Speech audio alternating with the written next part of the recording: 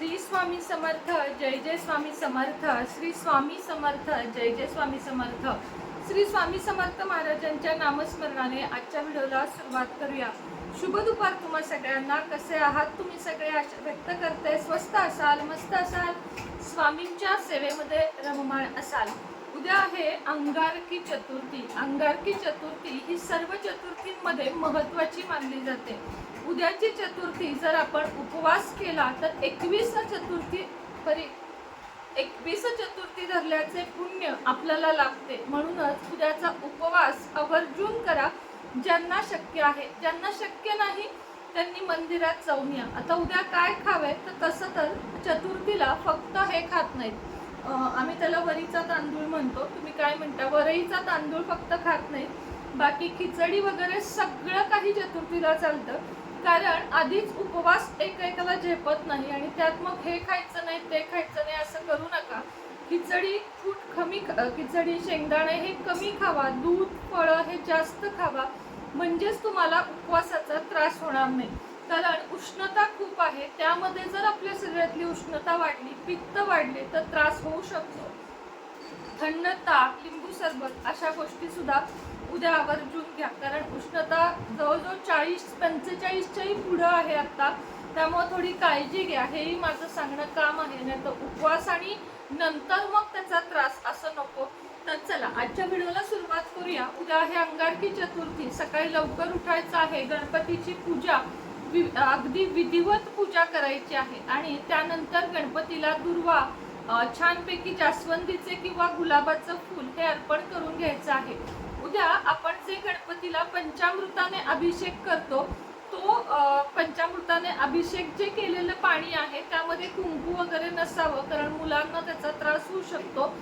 जे चांगलं तीर्थ निघेल म्हणजे पाण्यानं गणपतीला एकदा आपण स्नान घालून घेतल्यानंतर ती मूर्ती वेगळ्या तांबणात किंवा भांड्यात काढावी आणि मग पंचामृताने पाण्याने स्नान घालून त्यातलं थोडं थोडं तीर्थ मुलांना प्यायला द्यावे, म्हणजे मुलांच्या बुद्धीमध्ये खूप जास्त वाढ होते। त्याचप्रमाणे मंदिरात जाऊन सुद्धा उद्या तीर्थ प्रसाद हे नक्की घ्या, कारण त्याचा सुद्धा आपल्याला फायदा कळत नकळत होतो। कारण साक्षात त्याला तीर्थ म्हटले जाते, जे देवाच्या अंगावरून पाणी येते, पंचामृत येते, त्याला तीर्थ मानले जाते आणि म्हणूनच हे तीर्थ नक्की उद्याच्या दिवशी घ्यायचे आहे।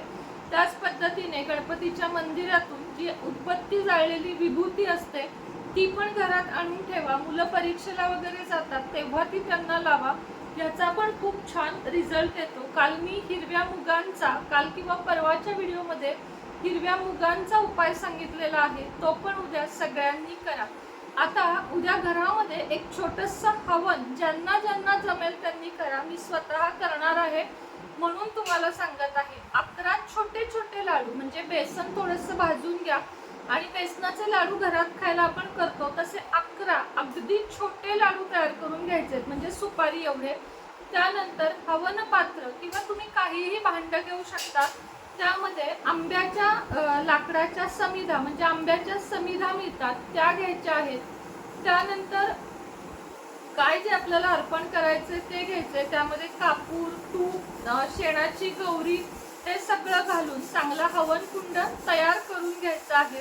हवन कुंड तयार करून झाला, हवन कुंड किंवा तवा काहीही घ्या, पण शक्यतो हवन कुंड असेल ना तांब्याचं तर जास्त चांगलं, किंवा मग तामण घ्या। त्यामध्ये सगळ्यात आधी हळदी कुंकू वाहून घ्या, अक्षता वाहून घ्या, त्यामध्ये आंब्याच्या समिधा ठेवा। कुठल्याही पूजेच्या दुकानामध्ये मिळतात, कुठल्याही सामानातलं स्किप करू नका, कारण प्रत्येक गोष्ट महत्त्वाची आहे।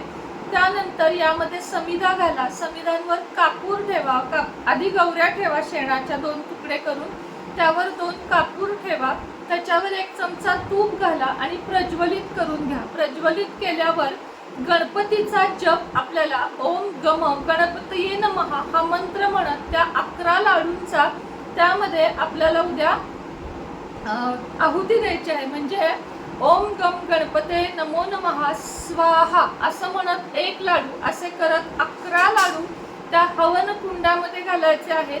प्रज्वलित होत नसेल, जळत नसेल तर मध्ये मध्ये कापूर घालायचा आहे आणि मंत्र म्हणायचा आहे ओम गम गणपते नमो नमः स्वाहा। स्वाहा म्हणताना लाडू घालायचा। आता हा हवन कुंड कुंड शांत होईपर्यंत तिथंच ठेवायचा. संध्याकाळी यातली जी विभूती आहे थोडी थोडी सगळ्यांना लावायची. लाडू जळतील याची काळजी घ्यायची. तेवढे छोटे म्हणूनच करायचे की लाडू ते जळले पाहिजेत. आजच करून ठेवा.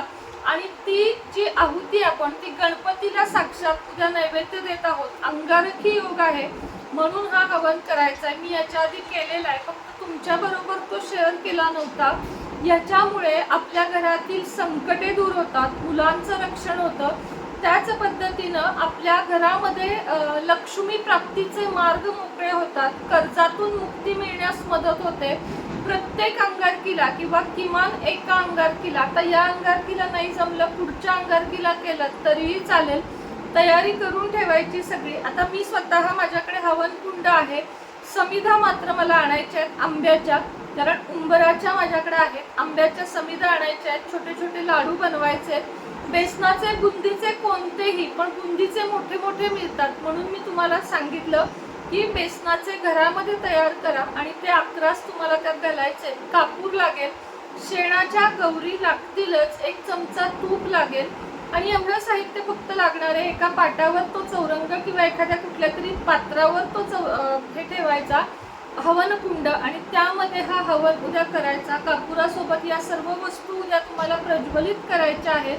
आणि या होमाच्या म्हणजे होम करताना कायम मनामध्ये जपासोबत एक प्रार्थना करायची की माझ्या घरात सगळ्या ज्या अडचणी आहेत त्या दूर होऊन माझं कुटुंब सुखानं नांदू दे. सगळेच कुटुंबात जेवढे सदस्य आहेत तेवढे सगळे लक्ष्मी प्राप्ती, लग्न मुलांचे, कर्ज, शिक्षण, नोकरी, मुलं ऐकत नाहीयेत, घरातलं कोण ऐकत नाहीयेत, तर सगळं घरातलं तुमच्या दूर होऊन तुम्ही बघाल ह्याचे रिझल्ट तुम्ही मला स्वतः सांगाल. खूप छान रिझल्ट आहेत. बरं चला, आजचा व्हिडिओ इथंच थांबतोय. पुन्हा मी पुढे महत्त्वाची 1-2 मिनिटं माहिती सांगत आहे. उद्या गणपती रुद्राक्ष मात्र 500 रुपयाला आपल्याकडे आहे, जो मुला मुलींच्या गळ्यात घालावा किंवा जवळ ठेवावा. उद्याचा दिवस शुभ आहे. नक्की सगळ्यांनी बुक करा ज्यांना हवा आहे. गणपती रुद्राक्ष, त्याच पद्धतीने 1 मुखी, 3 मुखी, 5 मुखी जो कोणता रुद्राक्ष पाहिजे तो बुकिंग करा. गणपतीची मूर्ती उद्या मी स्वतः आपल्या घरात थोडी मोठी मूर्ती स्थापन करणार आहे. तुम्हालाही हवे असेल उद्याच्या दिवशी तुमची पूजा मी करून ठेवेन. गणपती, लक्ष्मीनारायण स्वामींची मूर्ती, दत्त महाराजांची मूर्ती, विश्वकर्माची मूर्ती, जे काही कृष्ण, अन्नपूर्णा, लक्ष्मी माता, सरस्वती माता, तुमची कुठली कुलदेवी असेल त्या सर्व देवी देवतांच्या मूर्ती आपल्याकडे विधिवत प्राणप्रतिष्ठा करून दिल्या जातील. उद्याचा दिवस लक्ष्मी कुंचन घेण्यासाठी सुद्धा खूप शुभ आहे. अघोर लक्ष्मी सिद्ध जपमाळ आपल्याकडे मिळते. तुम्हाला एक मंत्र दिला जातो विशेष, तो तुम्ही जर सलग 21 दिवस केलात तर तुम्हाला त्याचा प्रचंड लाभ होणार आहे. तर अघोर लक्ष्मी सिद्ध जपमाळ ज्यांना हवी आहे त्यांनी पण नंबरवर कॉन्टॅक्ट करा. बऱ्याच जणांना मंत्र दिला आहे, ज्यांना अजून मिळाला नाहीये, पेड ज्यांनी पैसे केले त्यांनी मला लगेच मेसेज करा व्हॉट्सअपला, त्यांना तो मंत्र पाठवला जाईल. निम्म्या लोकांना दिलाय, जे राहिलेत त्यांना माळ आणि मंत्र दोन्हीही पाठवलं जाईल. कुंचन पण ज्यांना हवं आहे त्यांनी उद्या नक्की बुकिंग करा. लक्ष्मी कुंचन सेवा सुद्धा करून बघा. मी तुम्हाला जास्त कधी अनेक सेवा सजेस्ट करत नाही, थोड्याच सांगते. श्रीयंत्र असेल किंवा लक्ष्मी कुंचन असेल, या थोड्याफार सेवा नक्की करा. खूप पैसे जात नाहीत त्याला, थोड्या पैशातच आपण देतो. उगाच काही 5-5, 7-7 हजाराला मी कुंचन विकत नाही, तुम्हाला सगळ्यांना माहिती आहे. मात्र 2200, 2500, 2800 आणि अँटिक कुंचन 3800 असे आपले रेट आहेत. श्रीयंत्र सुद्धा 1000, 3000, 4500, पारद शिवलिंग असं सगळं आपल्याकडे आहे. तुम्हाला जे हवं ते नंबर देत आहे. पेड कन्सल्टेशन ज्यांना पाहिजे आहे त्यांनी पण मेसेज करा की ताई पेड कन्सल्टेशन हवं आहे. श्री स्वामी समर्थ.